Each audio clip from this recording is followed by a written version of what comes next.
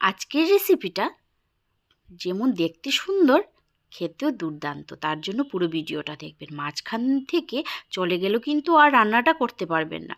যেভাবে আমি বিন আর গাজরগুলোকে কেটেছি সেইভাবেই কেটে নেবেন। তার সাথে শিমগুলোকে ঠিক একইভাবে সঙ্গে বেগুনগুলোকে কেটে নেবেন। আলুগুলোকে ছোট ছোট করে কেটে নিতে হবে। বড় দেখে কাতলা মাছের 6-7টা পেটের দিকের পিস নিয়েছি, সেগুলোকে একটু আমি মাঝারি আকারে কেটে নিয়েছি। আপনারা চাইলে আর একটু ছোট ছোট করে কাটতে পারেন, যে যার পছন্দ মতো কেটে নেবেন, কিন্তু সবগুলোকেই একদম ছোট ছোট আকারেই করতে হবে। সুন্দর করে ধুয়ে নিতে হবে। কড়াইতে সবগুলোকে একে একে ভেজে নিতে হবে।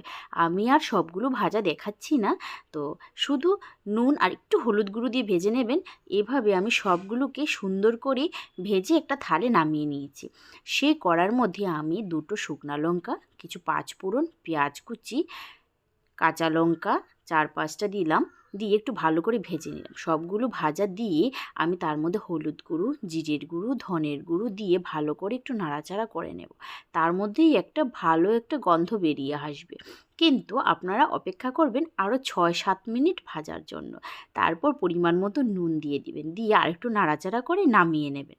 দেখেছেন দেখতে ভাজাটা যেরকম সুন্দর হয়েছে। আমরা সবসময় নর্মাল ভাজা খাই, এই ভাজাটা একটু খেয়ে দেখবেন কেমন অসাধারণ লাগে।